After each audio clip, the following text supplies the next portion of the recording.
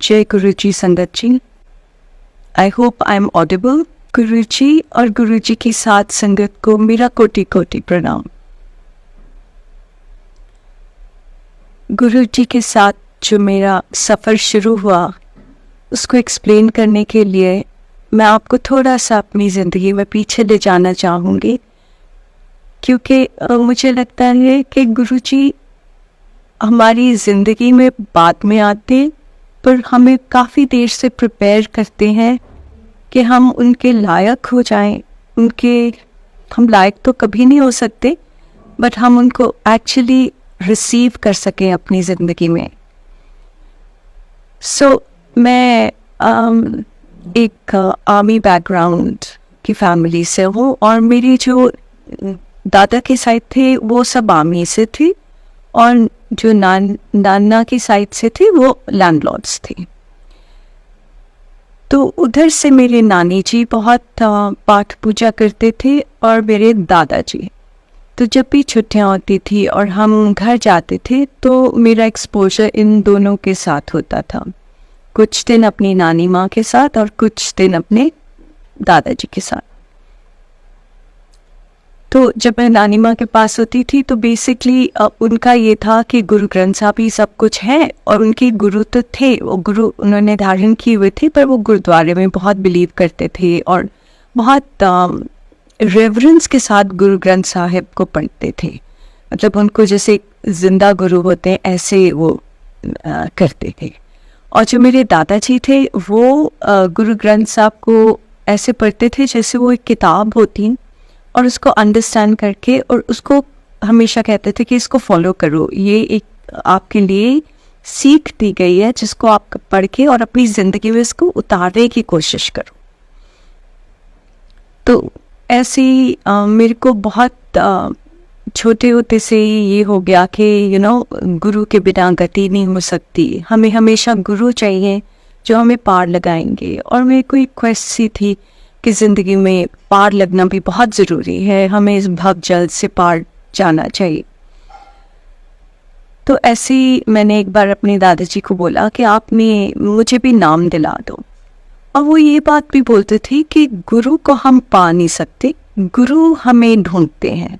कहते मैंने अपनी आधी ज़िंदगी गुरु ढूंढने में लगा दी, और मैं पढ़ता था कि गुरु की क्या उनके अंदर क्वालिटीज़ होनी चाहिए, और मैं बड़ी कोशिश करता था कि मुझे गुरु मिले। बट सेस कि गुरु ऐसे नहीं मिलता, गुरु जब गुरु चाहें तो वो आपकी ज़िंदगी में आते हैं। तो ऐसे ही मैंने उनको बोला, मैंने कहा बापा जी मुझे भी नाम दिलवा दो। तो वो बड़ी खुश हुए और उन्होंने बोला ठीक है, वो राधा स्वामी थे, कि मैं तुझे नाम दिलवा दूंगा। बट मेरे दादी जी उनसे नाराज़ हो गए और बोलने लगे कि अगर इसकी शादी हो जाती है और वो लोग नहीं बिलीव करते हैं तो इसके लिए बड़ी मुश्किलें हो जाएंगी, तो आप ये काम मत करो। सो आई वाज वेरी डिसअपॉइंटेड कि मुझे नाम मिलते मिलते रह गया। एनीवे उसके बाद मेरी शादी हो गई। जब शादी हुई तो आदमी अपनी ज़िंदगी में और ही तरफ चल पड़ता है। उसके बाद मेरे फादर इन लॉ की डेथ हो गई और मुझे आके अपनी मदर इन लॉ के पास रहना पड़ा, because my husband was the only son. तो जब मैं आके उनके पास रही हूँ तब मेरा फिर से समहाउ भगवान की तरफ मेरा फिर बहुत झुकाव सा होना शुरू हो गया, और मैं बहुत सारे सुखमनी साहब का पाठ करने लग गई, और मुझे फिर से अंदर से वो खालीपन सा महसूस होना शुरू हो गया कि क्या कर रही हो इस दुनिया में, या क्या मेरा पर्पस है। बस फैमिली और बच्चे और ये क्या, मतलब कुछ मुझे ऐसे खालीपन सा महसूस होने लगा। तो मेरे ग्रैंडफादर एक बार मेरे पास आए और मुझे बोलने लगे कि बेटा मैंने ना सारी ज़मीन वगैरह तेरे ब्रदर और कज़न्स के नाम पे करवा दी है, और मैंने तेरे को तो कुछ नहीं दिया, तो तू मुझे बता कि तुझे क्या चाहिए। तो मैंने उनको बोला, मैंने कहा बापू जी आप कहते हो ना कि सबसे बड़ा धन गुरु होता है, तो आप प्रे करो कि मुझे सच्चे गुरु मिल जाएं, और मुझे और कुछ नहीं चाहिए आपसे। तो उन्होंने अपनी आंखें बंद करी और प्रे किया मेरे लिए। उसके बाद वो 1-2 दिन में चले गए और मैं अपने पेरेंट्स के पास चंडीगढ़ आ गई। जब मैं चंडीगढ़ आई तो मेरे मदर ने मुझे बोला, बेटा यहाँ पे ना एक संत महात्मा आए हुए हैं और अपने घर से बस वो 4 घर छोड़ के वहाँ रह रहे हैं। वो तब गुरुजी 33 सेक्टर में रह रहे थे, रिम्पल गरेवाला आंटी के घर। तो उन्होंने कहा कि तुम चलोगे? एंड आई सेड हाँ जी बिल्कुल चलूँगी, क्यों नहीं चलूँगी मैं मम्मा। सो हम गए और जैसे ही हम गेट के पास पहुँचते हैं मुझे इतनी ज़्यादा फ्रेग्रेंस आने शुरू हो गई, रोजेस की। तब तो पता नहीं था कि फ्रेग्रेंस का क्या महत्व है, ये कहाँ से आ रही है। तो मैंने सोचा, मैंने कहा इन्होंने इतनी अगरबत्तियाँ गेट पे ही लगा दी है। But anyway, the moment I started to go forward, तो वो फ्रेग्रेंस और ज़्यादा बढ़नी शुरू हो गई। Anyway, बस अंदर गई तो आगे देखा कि एक सिंहासन है, उस पे गुरुजी बैठे हुए हैं और लोग उनसे बातें कर रहे हैं। मैंने भी जाके माथा टेका तो उन्होंने बोला, तू मेरठ तो आई है? मैंने कहा हाँ जी गुरुजी। मैंने सोचा कहीं मेरे मदर ने मेंशन किया होगा कभी। तो उन्होंने मेरी माता से बात करी, मेरे से कुछ बातें करी और मैं वहाँ बैठ गई। जितनी देर वहाँ मैं बैठी रही हूँ मेरी आंखों से आंसू ही बहते गए। मुझे नहीं पता मैं क्यों रोई जा रही थी, बट मैं रोई कॉन्स्टेंटली। और मेरे को थोड़ी शर्म भी आ रही थी कि लोग सोचेंगे पता नहीं इसको क्या है जो रो रही है, पर मैं अपने आंसू रोक ही नहीं पा रही थी। It was almost like a stream which was just flowing.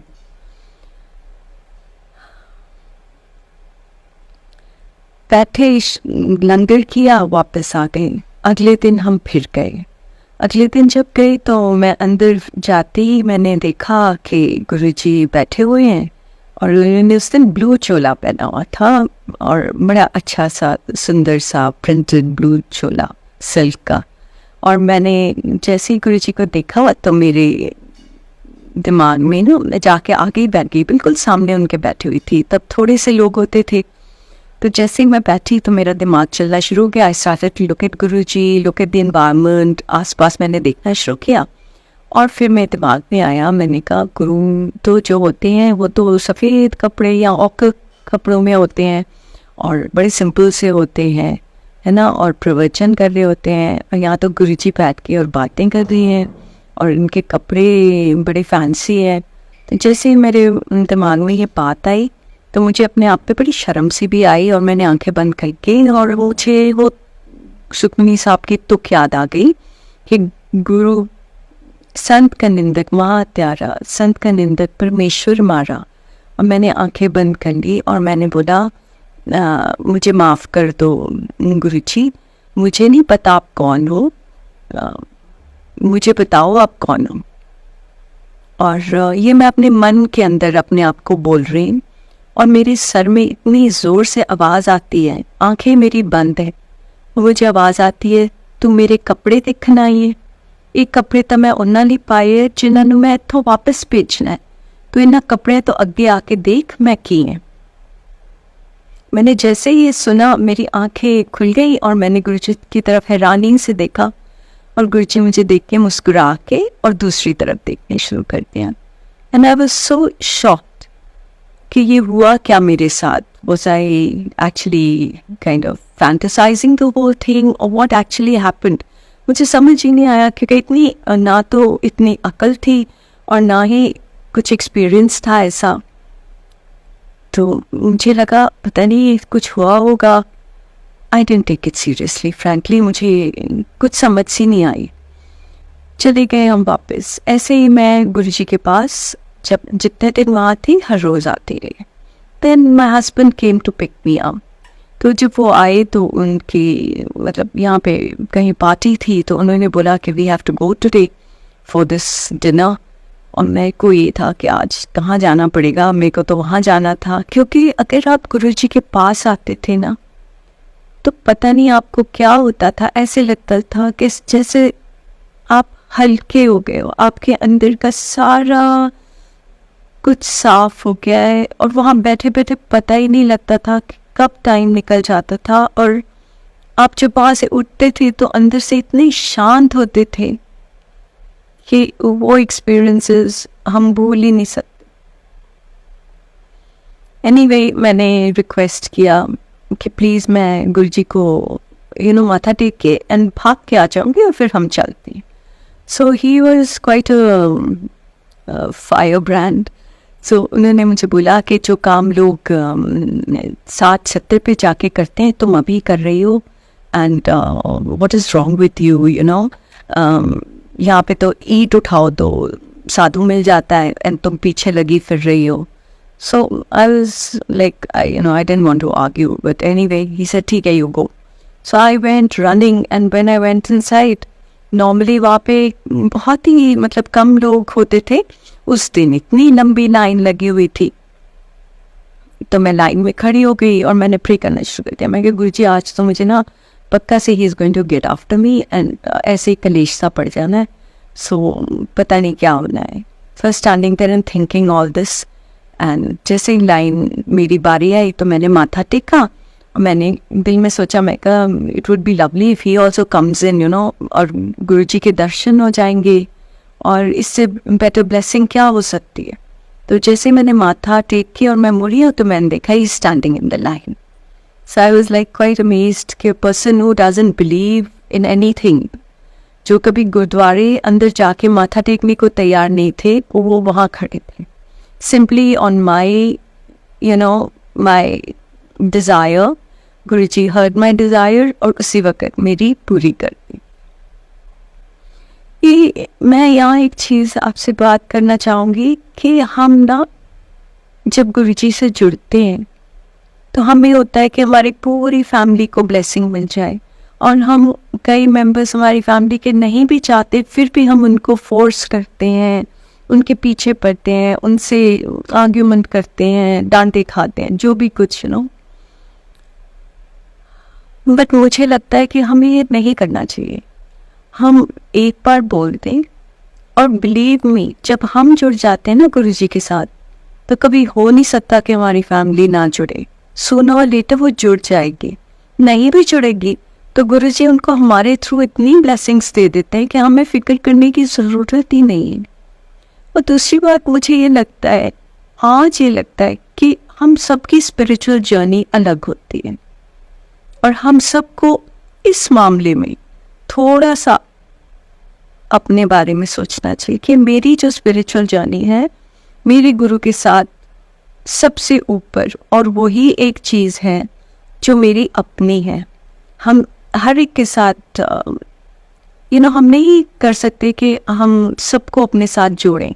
हम सिर्फ प्रे कर सकते हैं गुरुजी को, और जब उनका टाइम आएगा तो वो खुद ही जुड़ जाएंगे। सो आफ्टर दैट हम मेरठ चले गए वापस, और मेरे हस्बैंड की पोस्टिंग फील्ड एरिया में थी। वो कुछ पीने के ज़्यादा ही शौकीन थे। He was fond of his drink, so that was it. अब मैं मेरठ से गुरुजी के पास दिल्ली आ जाया करती थी। जब भी मुझे टाइम मिलता था मैं आ जाती थी। गुरुजी ने मुझे अपनी स्वरूप दिए, जो कि मैंने नहीं लगाए घर में। इसलिए नहीं लगाए क्योंकि मैं अपने मदर इन लॉ से थोड़ा डरती होती थी। मुझे लगता था कि कुछ बोल ना दें मुझे, और वो जो थी वो सिर्फ गुरु ग्रंथ साहब में बिलीव करती थी।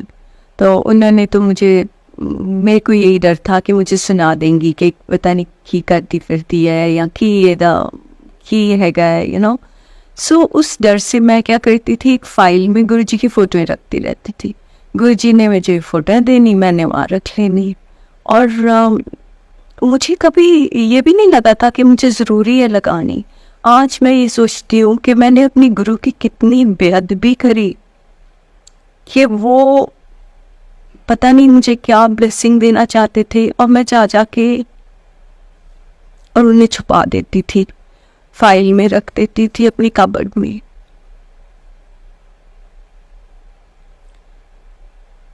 ऐसे ही टाइम निकलता गया, और मेरे हस्बैंड जो थे वो लेबनान UN मिशन में चले गए। जब वो वहाँ गए तो वहाँ जाके वो हेड कर रहे थे अपनी यूनिट को, वहाँ जाके बीमार हो गए, बहुत बीमार। मुझे मैसेज आया कि you know he is admitted in the hospital and he is on the I list, that is he was very very seriously ill. So मैं बहुत घबरा गई और बहुत डर गई, और मैं दिल्ली के लिए, मेरठ से दिल्ली चली गई, मेरी फ़्लाइट अरेंज हो गई, सब कुछ कर दिया यूनिट वालों ने पीछे से। तो जैसे ही मैं पहुंची तो वहाँ पे जो यूनिट की रेयर पार्टी थी वो टेंट्स में थी। मैं जब वहाँ गई तो उन्होंने मुझे बोला कि मैम, मैंने कहा मुझे गुरुजी के पास ले चलो प्लीज़। तो उन्होंने बोला मैम कोई बात नहीं, आप डिनर खाओ और हम चलते हैं। मैंने बोला नहीं, you know let's not have dinner, let's go. पर मेरी कोई बात नहीं मान रहा था, और मैंने फाइनली सोचा कि चलो जल्दी से मैं करके जो ये कह रहे हैं करती हूँ और फिर मैं चली जाती हूँ। सो जैसे ही मैंने मुझे डिनर दिया, उस दिन शिवरात्रि का दिन था और मैं शिव जी के व्रत रखती होती थी, तो मेरे को उन्होंने मीट डाल के दे दिया, जो मैंने मुंह में जैसे ही फर्स्ट बाइट ली तो आई रियलाइज कि तो मीट है। So I said this is not what I wanted to eat, I am sorry, I don't want to eat, आप मुझे गुरु जी के पास ले जाओ। संगत जी, हम दिल्ली में उस दिन 9 बजे से लेके 12 बजे तक, और ये हम थे कुतुब मीनार के पास, और आपको मालूम है कि वहाँ से छोटा मंदिर बहुत दूर नहीं है, और हम 3-3.5 घंटे हम सड़कों पे घूमते रहे और मेरे को उनको डायरेक्शन ही नहीं देने आए। फाइनली 12 बजे के बाद हमको छोटा मंदिर मिला, एम्पायर स्टेट। और जब मैं अंदर गई तो गुरुजी अपने रूम में जा चुके थे, और मुझे वहाँ पे सुदामा मिले, और सुदामा को मैंने बोला कि मुझे नहीं पता, मुझे गुरुजी को मिला दो, मेरे को गुरुजी को मिलना बहुत ज़रूरी है। और उन्होंने मुझे बोला कि बहन जी, गुरुजी तो चले गए अपने कमरे में और अपनी पाठ पूजा में चले गए, आप यहीं से माथा टेको और जो आप बोलोगे गुरुजी को तो सुन ही जाएगा। मैंने वहीं से माथा टेका और गुरुजी को बहुत प्रे किया कि गुरुजी ठीक कर दो, मेरी ज़िंदगी की रहेगी you know without him, and all sorts of things like you know we are so attached to our family कि हम सोच ही नहीं सकते कि उनको कुछ हो गया तो हमारा क्या होगा।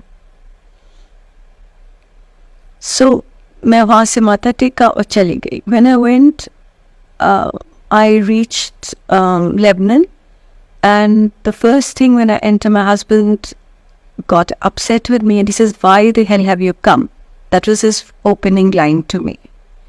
So he used to be a very adamant person, somebody who was very upright, a very good human being, but थोड़े से गुस्सा बहुत ज़्यादा था। So anyways, I was very hurt and disturbed कि मैं तो इतनी दूर से आई हूँ, मुझे ये सुनने को मिल गया।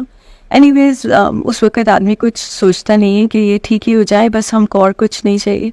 तो मेरी डॉक्टर के साथ मीटिंग हुई, तो डॉक्टर ने मुझे बोला कि he is not going to survive, he is not going to live more than 3 months, and that also is not what I can guarantee.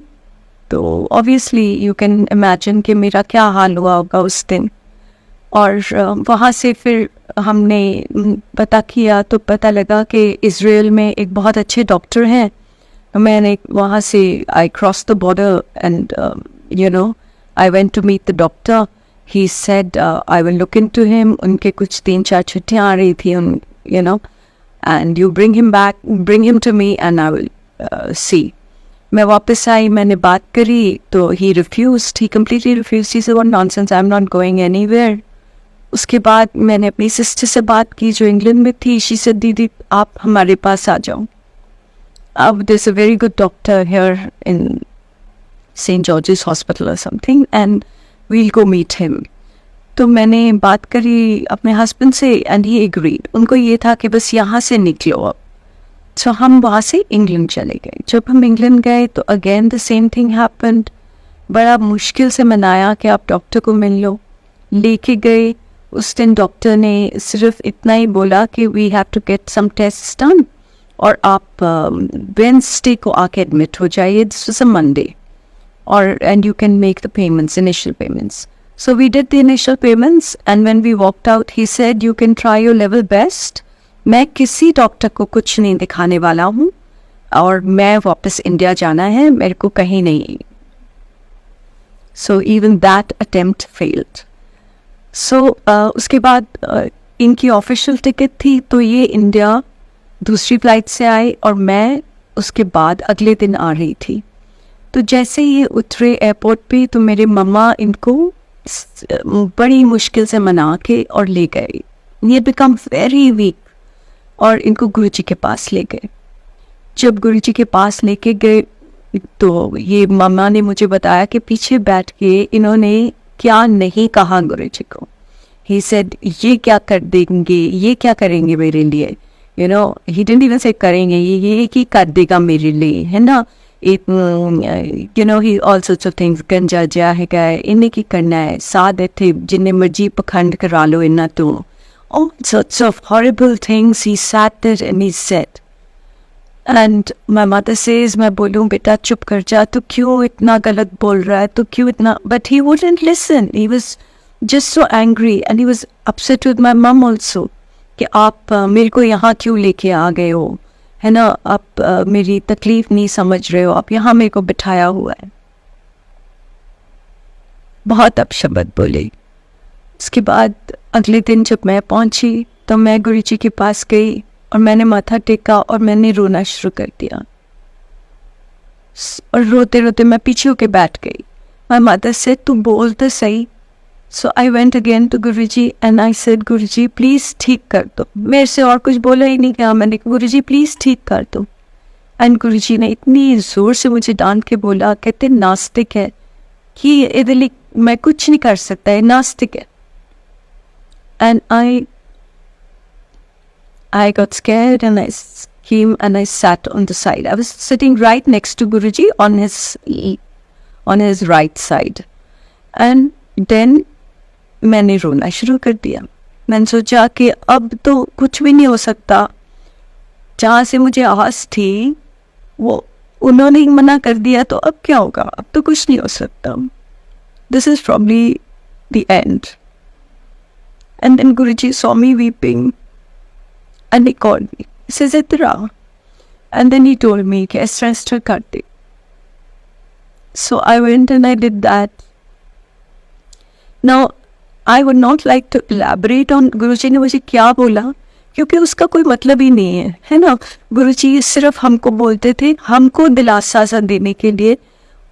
उसको करने से थोड़ी कुछ होता है. ये तो गुरुजी का किया हुआ ही होता है. वो तो जब बोलते थे तभी कर देते थे. वो सिर्फ ये नहीं दिखाना चाहते थे कि मैं करता हूँ.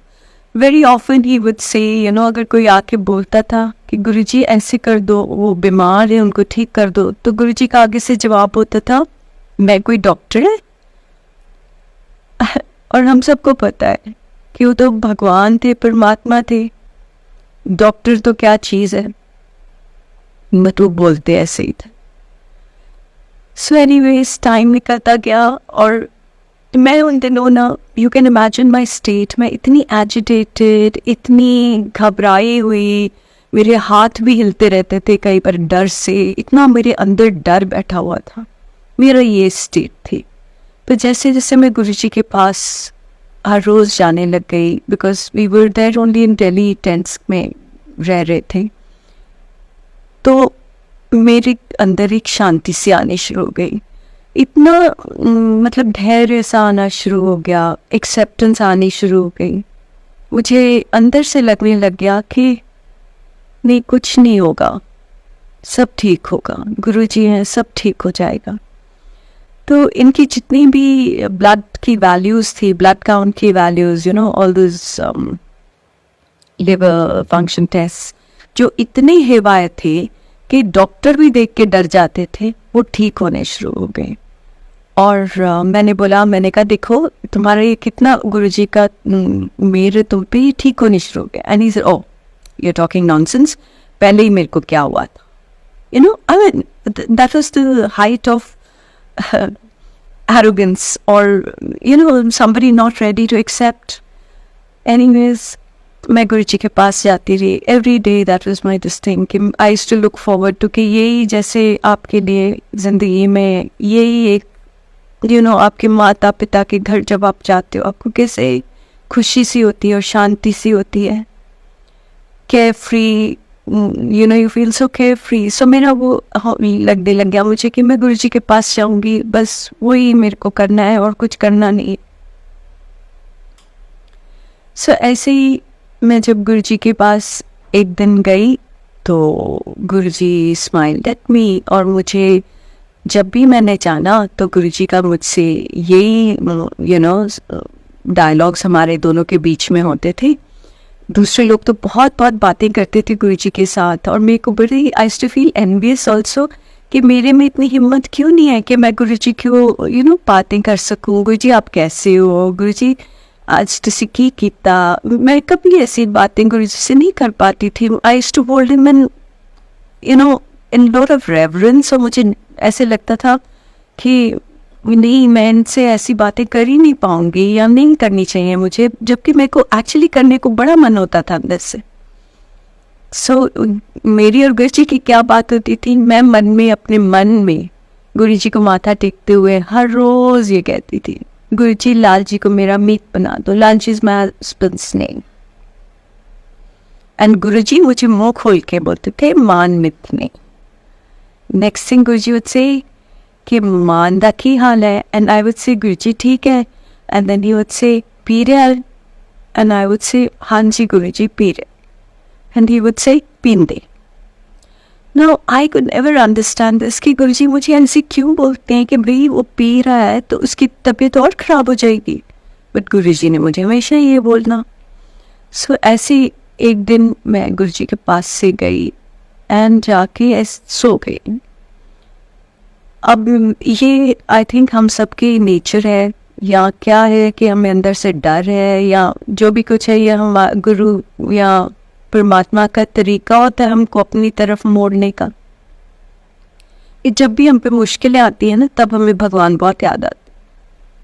जब हम दबा के पाठ करते हैं हमें पाठ पूजा सब कुछ याद आ जाता है और जैसे सब कुछ ठीक होना शुरू होता है तो then everything God takes a back seat and there we are running around in our lives. So that's the saddest part I suppose. So anyways उन दिनों मेरा पाठ बहुत ज़्यादा होता था और ऐसे ही जब मैं गुरु जी के पास से गई तो जाके मैं सो गई. जब मैं सो रही थी I don't know, it must have been about 2 o'clock or 3 o'clock in the morning. And एकदम से मुझे ऐसे लगा जैसे टेंट की फ्लैप खुला है और कुछ हवा सी अंदर आई है और मैं डर के उठ के बैठ गई. और डर के मैंने देखा अंधेरा ही था पूरी जगह तो मैंने आंखें बंद कर ली और मैंने पाठ करना शुरू करी. सैट अपराइट और मैंने पाठ करना शुरू कर दिया. And you won't believe it, मेरे जहाँ फॉरहेड है यहाँ राइट इन द सेंटर एक अपर्चर सा जैसे कैमरे का अपर्चर खुलता है ऐसे एक विंडो सी खुली और वहाँ गुरुजी बैठे हुए थे लाल चोले में. और गुरुजी मेरे को कहते हैं उठ जा हुन सुत्ती पई है, मैं उन्हें ठीक करना आया. और मेरे को इतनी घबराहट, मुझे ये कुछ ना खुशी ना कुछ, मुझे डर कि ये क्या हो रहा है मेरे अंदर. और मैंने पाठ करती रही और उस वक़्त मुझे गुरुजी वहीं दिखते रहे. और फिर मुझे ना ऐसी स्मेल्स आनी शुरू हो गई जैसे ऑपरेशन थिएटर में होती है. थोड़ी देर के बाद वो स्मेल्स बंद हो गई और वो फ्लैप ऐसे जैसे कुछ बाहर गया, ऐसे बाहर चला गया और that window kind of thing in my forehead वो बंद हो गई और मैं ऐसे पाठ करती करती सो गई. अब समटाइम्स आई वंडर कि ये मैं ही हूँ कि सबके साथ ऐसे होता है कि मैं ही इतनी मूर्ख हूँ कि मुझे तब भी नहीं समझ आया कि गुरुजी भगवान है. मैंने तब भी इसको एनालाइज नहीं किया. जब मैं सो गई अगले दिन गुरुजी के पास गई तो गुरुजी मैंने कहते हैं फिर करता ना कल्याण. और संगत जी मेरा रिएक्शन देखो, मैंने आगे से बोला हाँ जी गुरुजी. मेरे मुंह से थैंक यू भी नहीं निकला. मैंने ये भी नहीं बोला कि गुरुजी आपने मेरे पे कितनी कृपा करी है. None of that. I didn't even say that. Anyway, जब मैंने गुरुजी के माथा टेक के मैं उठती हूँ तो मैं देखता कि गुरुजी के नेल्स सारे ब्लू हैं, हाथों के नेल्स ब्लू थे। तब मुझे इट डॉन्ड ऑन मी कि गुरुजी ने तो अपने ऊपर ले लिया है, सब कुछ अपने ऊपर लिया है। और मेरी आंखों से आंसू निकल गए और मैंने उस दिन अपने मन में सोचा कि गुरुजी, मैं आज के बाद आपसे कुछ नहीं मांगूंगी, मैंने अपना दुख आपको दिया, जो कि मुझे बिल्कुल नहीं करना चाहिए था।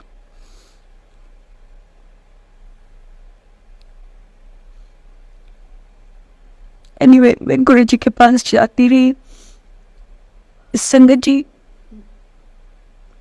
मेरे अंदर बहुत बदलाव आने शुरू हो गए, मैं बहुत शांत होना शुरू हो गई, मुझे हर एक का दुख अपना दुख लगना शुरू हो गया, बहुत चेंजेस आने शुरू हो गए मेरे में। मेरे को जो गुस्सा होता था, एक होता है गुस्सा जो हम मुंह से बोल देते हैं, मेरे में वो दम भी नहीं था कि मैं मुंह से बोल दूं। मैं अंदर ही अंदर गुस्सा करती रहती थी, अंदर ही अंदर सोचती रहती थी ये गलत है, ये गलत है, ये ऐसे नहीं होना चाहिए था।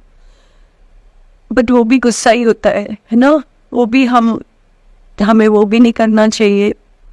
सो मेरे अंदर वैसा गुस्सा था, वो भी शांत होना शुरू हो गया, मेरे अंदर एक्सेप्टेंस आनी शुरू हो गई। पर फिर भी इतनी नादानी थी कि मुझे लगता था कि गुरुजी तो नाम नहीं देते, और मेरे को तो भाई अगर बहुत जल्द से पार होना है तो मुझे तो नाम मिलना बहुत ज़रूरी है, नहीं तो मैं कैसे how will I cross the barriers and go across. तो मैं कभी कोई पता लगना यहाँ संत है जो नाम देते वहाँ चले जाना, कभी ईशा योगा, कभी कुछ कभी आर्ट ऑफ लिविंग, मैंने कुछ नहीं छोड़ा in spite of being with Guruji and knowing that Guruji is doing everything and उससे बढ़ के कुछ हो नहीं सकता। मैं फिर भी कि मुझे नाम मिल जाए, बिकॉज मेरे को भी तो एफर्ट करना पड़ेगा, सो मैंने वो सारा कुछ कर लिया, सब कुछ कर लिया। मुझे गुरुजी ने कभी नहीं रोका कि तू की करती फिरती है, तू क्यों धक्के खा रही है, कुछ नहीं उन्होंने मैनू किया, बिकॉज प्रॉबेबली उनको ये था कि तू कर ला जो तू करना है, तेन तो यही रियलाइजेशन नहीं कि तेरे सामने परमात्मा बैठा है, तेनू इन्ना भी नहीं दिख रहा। सब कुछ करके एक दिन मेरे दिमाग में आया, मैंने कहा मैं क्या एम क्या है, to change from within, और मैं यहाँ आके बैठती हूँ और मेरे अंदर से सब कुछ निकलता जा रहा है अपने आप विदाउट डूइंग एनीथिंग, और मैं कहाँ भागी फिर रही हूँ, मैं क्या कर रही हूँ। That's when I stopped. और मुझे वही I don't really remember, but they से कि जो दशरथ थे उन्होंने बोला था कि मैं उसको गुरु धारण करूँगा, जो मैं एक घोड़े पे चढ़ के एक पाँव रकाब में डालूं और जब तक दूसरे पाँव मेरे रकाब में हो मुझे भगवान दिख जाए, उनको मैं अपना गुरु धारण करूँगा। तो मुझे उस वक्त ये ध्यान आया कि मेरे गुरु तो ऐसे हैं कि मुझे कुछ करने की ज़रूरत नहीं है, मुझे बस उनके अवेलेबल होने की ज़रूरत है, उनकी प्रेजेंस में, एंड हर एक कुछ अपने आप हो रहा है। सो ये थे हमारे गुरुजी। वो नहीं, हम नहीं चाहते थे कि तुम ये करो तुम वो करो, कुछ नहीं, कुछ भी नहीं चाहते थे तुम करो, बस तुम उनके सामने अर्पण करो, that is all. He will take care of everything else. चाहे वो आपकी यहाँ की जिंदगी है, चाहे वो आपकी इसके बाद की जिंदगी है, जो भी कुछ है वो उनकी वो कर लेंगे, वो देख लेंगे, हमें कुछ करने की ज़रूरत नहीं है, सिर्फ हमें गुरु जी को अपना बनाने की ज़रूरत है, दैट्स ऑल। तो संगत जी, this is how my journey with Guru ji was. इसके बाद मैं आपको बताना चाहूँगी कि मेरे हस्बैंड गुरु जी को मानने लग गए, अंदर से मानते थे, अगर मैं बोलती थी तो कहते थे हाँ ठीक है, he wouldn't accept openly, but एक बार ऐसे ही हम गुरुजी के पास गए और गुरुजी उस दिन सैर करके आए थे. He wouldn't go. मुझे बहुत कजोल करना पड़ता था कि चलो please come, you know, let's go. So हम गए और गुरुजी साइड बोर्ड पे बैठे हुए थे, सैर करके आए थे, साइड बोर्ड पे बैठे थे. जैसे ही हमने माथा टेका तो गुरुजी ने ऐसे अपना हाथ हवा में किया और ऐसे प्रसाद लाके और and he gave it to my husband who gobbled it up. So Sachkhand का प्रसाद गुरुजी ने उनको दिया. संगत जी, मैं यहाँ पे आपको ये बोलना चाह रही हूँ कि देखो, जिस मनुष्य ने उनको इतनी गालियाँ निकाली, इतना उल्टा सीधा बोला, गुरुजी ने एक बार नहीं सोचा और इतना ब्लेस किया कि he used to drink like a fish and nothing would happen to him. जाके डॉक्टर्स ने बोला था कि 3 महीने भी नहीं, he will not be able to survive for 3 months also. And this is how Guruji blessed him. And then when he comes into Guruji's Sharan, Guruji further carries on blessing him. And Guruji always asks about him कि वो कैसा है, क्या ठीक है, P रहा है. And I would say हाँ जी, and he would say pin they. So just see the amount of love and compassion Guruji had for everyone. वो कई हमारी किसी चीज़ के मोहताज नहीं थे. वो तो एक वर्षा थे जो सब पे बरस जाती थी. His love was like that. His love was so encompassing that it would never leave anyone out. It wouldn't wait for you to be decent or nice or, you know, believe in him. He was just there and he just would bless everyone.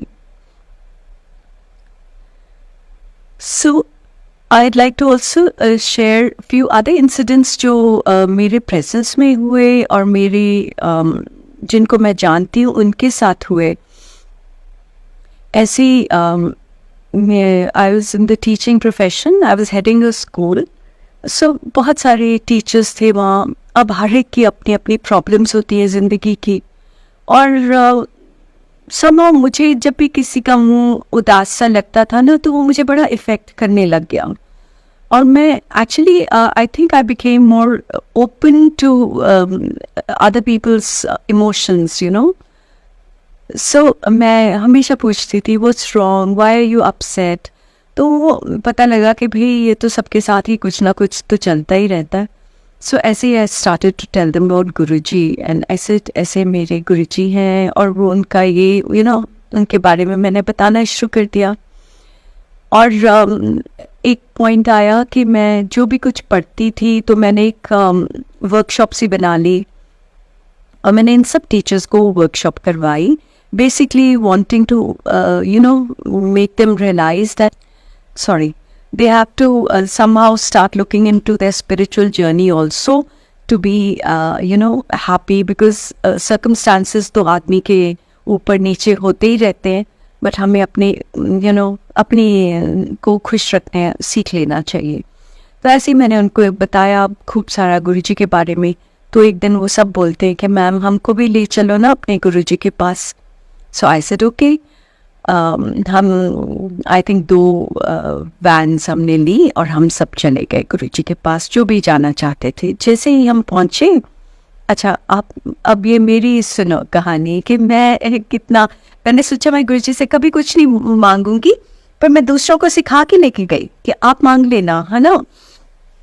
But जैसे ही मैंने उनको बोला, मैंने कहा जो भी आप गुरुजी से मांगोगे ना, वो आपका हर हालत पूरा होगा, तो आप जाके मांग लेना, जो आपको चाहिए आप मांग लेना. तो जैसे हम पहुँचे तो वहाँ पे एक लड़की थी जिसका नाम विमी था. वो बड़ी she was going through a very rough patch. मैंने उसको बोला, मैं कहा गुरुजी से जो तेरे को चाहिए ना विमी, तो प्लीज़ मांग लेना. सो जैसे ही हम पहुँचे तो मैं आगे थी और गुरुजी ने मेरे को जाते ही बोला, अच्छा फिर तू आज ट्रक भर के लेके आ गई. और मैं कहा हाँ जी गुरुजी. मैंने माथा टेका और मैं साइड में बैठ गई और गुरुजी ने सबके नाम पूछे, सबसे बातें करी. और विमी को बोलते हैं मंग की मंगती. That girl closed her eyes and she didn't open them. बैठी रही वहाँ गुरुजी के चरणों में और कुछ नहीं बोला। और वो साईं भक्त थी। और जब हम लंगर के लिए उठे तो दूसरों ने जो भी अपने मन में गुरुजी से मांगा, किसी ने बोला गुरुजी मेरे को एक इंस्टीट्यूट खोलना है, किसी ने कुछ, किसी ने अपने हस्बैंड के बारे में, लोगों ने हर एक ने मांगा और गुरुजी ने सबको सुना। तो जब हम लंगर के लिए गए तो मैंने कहा विमी तुमने क्यों नहीं मांगा? शी सेज मैम मुझे गुरुजी तो वहाँ दिखे ही नहीं, मुझे तो साईं बाबा दिख रहे थे, फिर मैं क्या मांगती। सो गुरुजी जिसकी भावना जैसी होती थी उसको वैसे ही दिखते थे। शी वॉज अ साईं भक्त। और वो बीच में उसको ये भी हो रहा था कि मैं जाऊँ ना जाऊँ, यू नो, बिकॉज हम ये सोचने लग जाते हैं कि कहीं हम अपने जिनमें बिलीव करते हैं कहीं उनकी बेअदबी तो नहीं कर देंगे कहीं और जाके। बट हम ये भूल जाते हैं कि ये सब तो एक ही है, सिर्फ नाम ही अलग है, पर है तो ये सब एक ही। सो उन्होंने उसको साईं बाबा बन के दिखे। एनीवेज हम उसके बाद वापस आ गए। और ऐसे ही मैं एक और थी फैमिली थी, प्रकाश फैमिली, तो उनको लेके गई। उनका स्कूल था विच आई वाज हेडिंग। और वो स्कूल में बड़ी प्रॉब्लम्स आ रही थी CBSE की and all that, you know, there was land issues. So वो मेरे को कहते हैं कि हमें भी अपने गुरुजी के पास लेके चलो, हम स्कूल के लिए मांगना चाहते हैं, यू नो। तो मैं ले गई उनको। जब वहाँ गए तो गुरुजी ने उनसे बातें करी और फिर मिस प्रकाश ने कुछ आगे होके बोला गुरुजी से। I was sitting on the side, I didn't want to listen because it was, मेरे को लगा कि गलत है, अगला जो चाहता है बोले।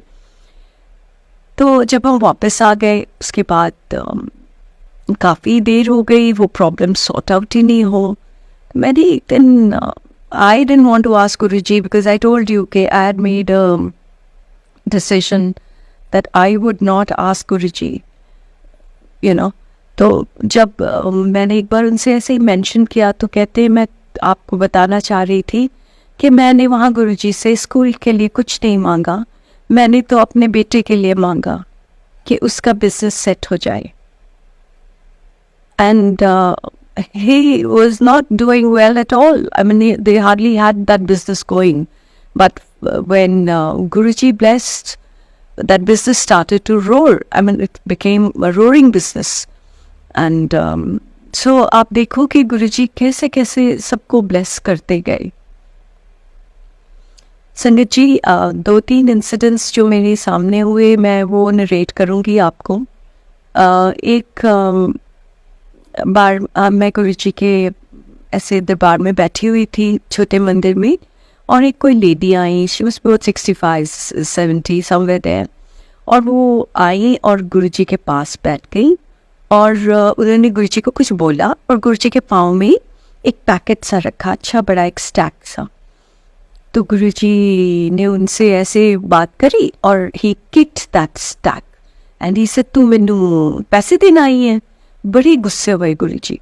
एंड जैसे गुरुजी गुस्से हुए तो गुरुजी के ना छोटे मंदिर में काफ़ी स्वरूप लगे हुए थे दीवारों पे, और पता नहीं क्या वर्षा होनी शुरू हो गई, अमृत वर्षा हमको हमारे ऊपर गिर रही थी, स्वरूप से निकल रही थी, आसमान से गिर रही थी हम सब के ऊपर।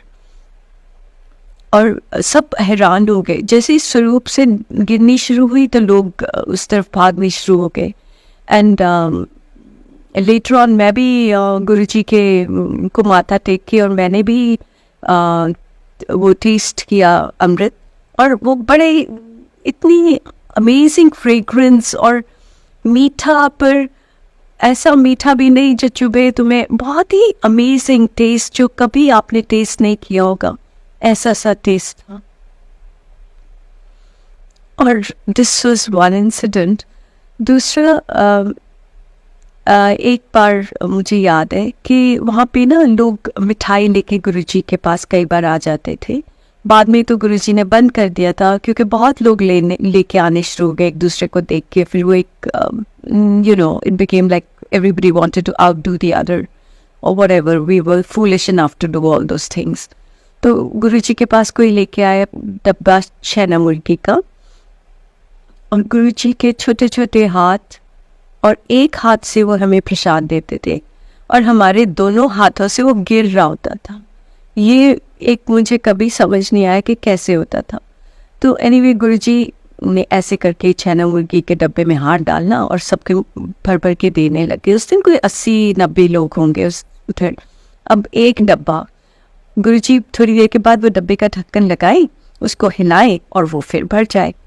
तो अब जो लेके जा रहा था उसको तो समझ नहीं आ रहा था, but there was a lady standing there and she appeared and she tried to look inside, and मेरी तब बारी सी आई थी, तो I heard this and Guruji से की देखती है, परा हो जा। सो आई ऑल्सो रियलाइज कि क्या हो रहा है, गुरुजी डब्बा ला रहे एंड शी सेड गुरुजी किस तरह पढ़ रहे हैं, and that's when I realize कि ये हो रहा है। तो गुरुजी के तो क्या हम बोल सकते हैं, या क्या हम तो कुछ उनका बयान कर ही नहीं सकते।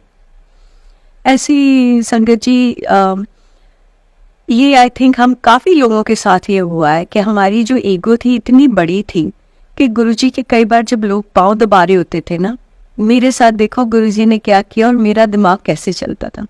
तो मैं सोचती थी कि हाँ यहाँ पे पंजाब से बड़े लोग आए होंगे, है ना, उनमें से कोई मुझे जानते भी होंगे, कहीं गुरुजी ना मुझे बोल दें कि तू मेरे पाँव दबा दे। ये थे हम। और एक टाइम आ गया कि हम अंदर मन के सोचते थे कि गुरुजी प्लीज़ मैनू भी मौका दे दियो कि मैं थोड़े चरण दबा सका। तो गुरुजी ने वो मौके दिए, पर जब हमारी ईगो को उन्होंने डिसॉल्व किया तो सम एक्सटेंट, तब हमें मौके मिले। ऐसे ही गुरुजी ने जब बोलना किसी को कि चल उठ, 10 तेरे नाल की होया सुना, और मुझे लगना हाय गुरुजी मैनू ना कहते, मैं किस तरह सुनाऊंगी। और वही फिर बाद में ये होना शुरू हो गया कि गुरुजी मैनू बोलो ना, प्लीज़ मैनू बोलो। एंड ऑफ कोर्स कई मौके मिले जब गुरुजी ने हमको ब्लेस किया और हमने शेयर किया गुरुजी की मेहर हमारे पे। तो इतने हम फूलिश होते थे, इतने I don't even know how to what to say कि हम क्या थे, और इतना कुछ हमारे सामने होता था, इतने लोगों के साथ होता था, इतना कुछ हमारे साथ हुआ, और हम फिर भी सोचते थे कि गुरुजी हैं, हम गुरुजी के पास जाते हैं और हम खुश होके आ जाते हैं। पर हमें कभी नहीं ये हुआ कि ये परमात्मा है, ये भगवान है। इतना गुरुजी आपके ऊपर पर्दा सा डाल देते थे कि आपको दिखते हुए भी नहीं दिखता था कि हम किसकी प्रेजेंस में हैं। चाहे गुरुजी कई बार बोलते थे कि तुसी आया करो, देखियो एक दिन इन्नियां लंबियां लंबियां लाइनां लगनगियां ना, थानू मेरे दर्शन भी नहीं होंगे।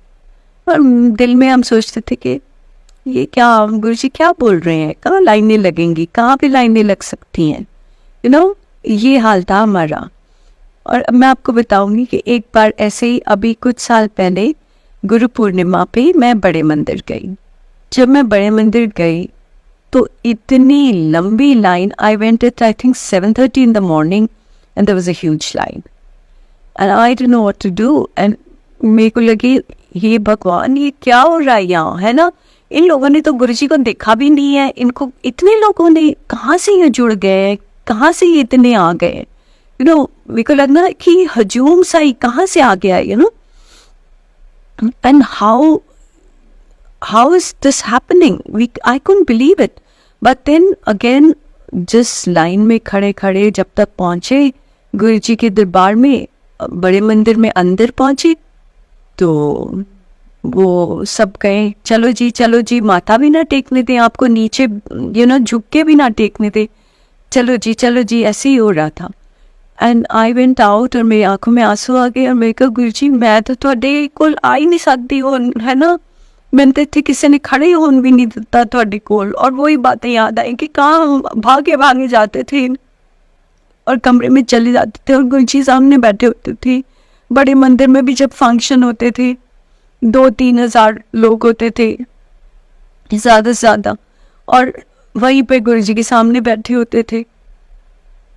और बस मैंने ऐसे सोचा और मैं बाहर निकली हूँ और एक अंकल वहाँ पे आए, मेरे को कहते आंटी तुसी गुरुजी दे कोल बैठना है, आओ मैं तुहानू बैठा। Now this is, I really don't even know how to explain this. मैं अंदर जाके और बिल्कुल गुरुजी के वहाँ उन्होंने एक चेन सी लगाई हुई थी, like they had quadrant it off, so ये ओपन दैट और मेरे को वहाँ बैठा दिया और मैं वहाँ बैठी रही। और मैंने दिल में ये सोचा कि देखो हम जाने अनजाने में भी जो गुरुजी से बात कर लेते हैं, गुरुजी हमारी वो भी सुन लेते हैं। हमारी कोई काबिलियत नहीं है, हमें कुछ नहीं है, हम बिल्कुल डिज़र्व भी नहीं करते किसी तरीके से, और वो हमारे को इतना, हमारे को ऑनर कर देते हैं। Thank you very much. जय गुरु जी। ओम नमः शिवाय, शिव जी सदा सहाय। ओम नमः शिवाय, गुरु जी सदा सहाय।